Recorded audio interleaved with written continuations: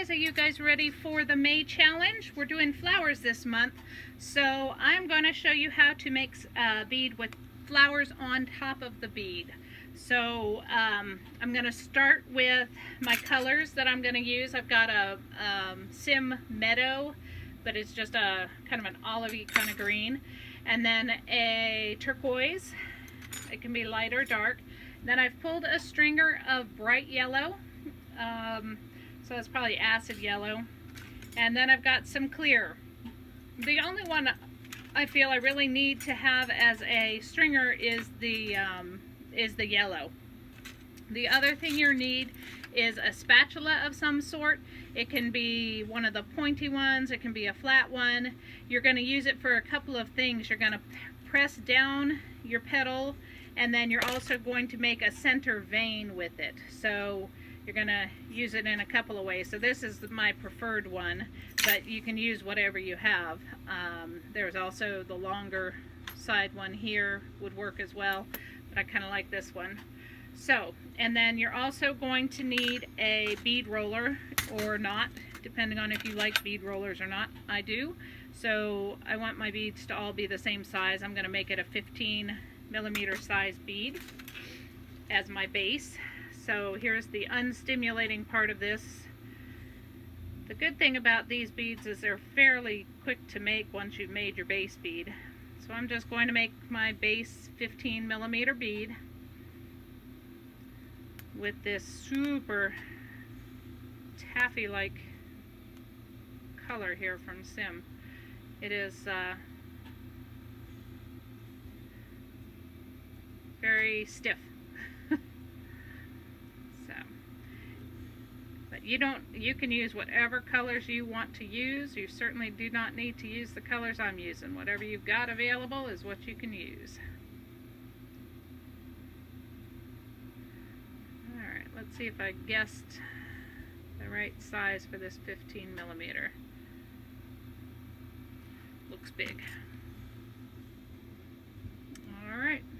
Oh, still need a smidge more.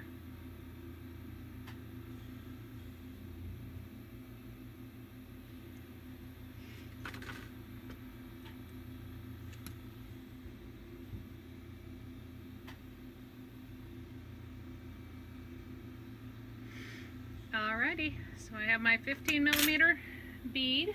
Now I'm going to take my pretty turquoise, and with turquoise, remember, you need an oxygenating flame, otherwise it's going to turn a hideous gray color, which you may or may not like. I personally don't.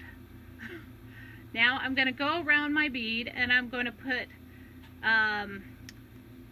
sets of 3, because I want my flowers to be 3-petaled flowers. So I'm going to make a set of 3. You see, like that. And you want them to be raised. Then I'm just going to go kind of to the other side, and I'm going to put 3 petals there. I'm just going to go around my bead and get as many 3-petaled flowers as I can on it. You can put on as many or as few as you want. Maybe your first one you want to do only a couple. I would suggest doing at least 3, because otherwise your bead can be pretty uneven and wonky. So 3 is probably the least I would do.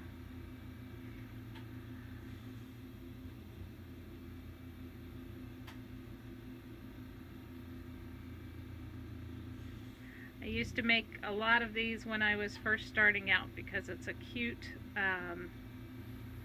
flower and fairly simple to do once you get the concept. Okay, so now I have my bumpy bead. If you know how to make bumpy beads, you know you can make these. I'm going to melt them in a little bit, just so that they're all kind of evened out. If there are some that are glaringly different sized, you can add, or if one is just really big and you don't want that one to be really big, you can take away some of the glass. Now, with my rod of clear, I'm going to make a dot on top of each one of these dots. This gives my flowers dimension, So I'm just going to go around, and on each set of 3 I'm going to give each one of those dots a clear dot on top without melting in my other dots. So mostly I'm working my bead outside of the flame, just coming in to give it a little heat every now and again. If any of your turquoise dots touched, it's not a big deal. We're going to want them to touch in the center of each one of these flowers. But if they've touched the other flower that's next to them, that's, like I say, not a big deal.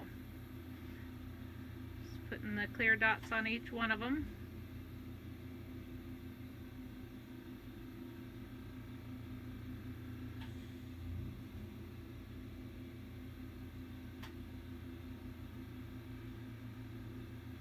Okay, dots on all of them. Now I'm going to melt those in a little bit.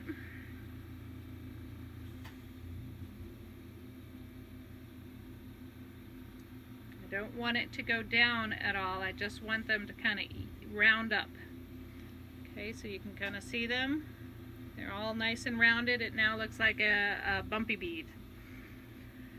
So I'm going to pick one of my flowers, one of my 3 petaled flowers to start with, and I'm going to heat them, and I'm going to press each one down individually, and then I'm going to heat it again, and I'm going to give each one a center vein, kind of pulling my center vein into the center of my flower. I'm going to go to my next 3-petaled flower, pushing it in. I don't want them to be flat. I want them to stay raised. So I'm just giving them a gentle tap, heating them again, and then putting that center seam down them. This one, the 2 clears touched each other, and again, it's not a big deal. I'm just going to heat them each, and then put that center vein down them. You can kind of see that center vein there. I think you can see it. That's what we're aiming to do. So flattening a little bit. Each one. Flatten, flatten, flatten. Heat up again. Give it a vein.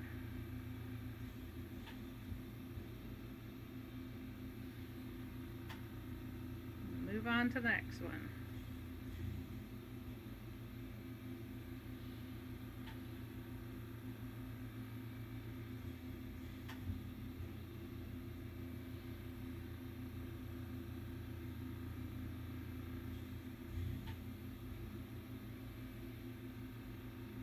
You're going to do this to all of your flowers.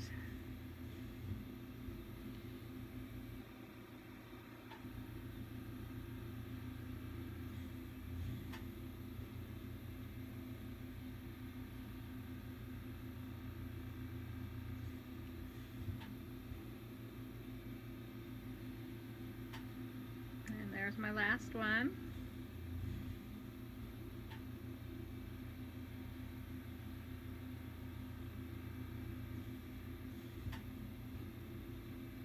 There we go. Okay, now you can see it. It's pretty. Now I'm going to take my yellow stringer that I made. I don't want to give this too much heat so that the lines that I just pressed in all of these beautiful flowers goes away. Now I'm going to heat just kind of a little bit on the end here and put a dot in the center of each of my flowers.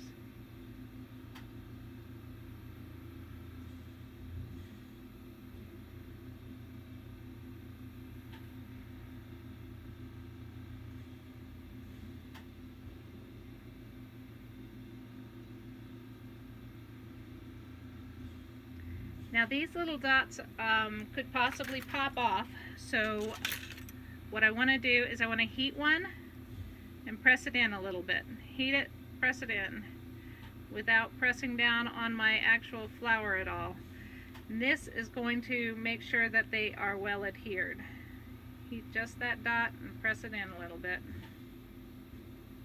And go all the way around. Now we can reheat them so that they poke out a little bit. that little pat there made it so that I know for sure that they are not going to pop off.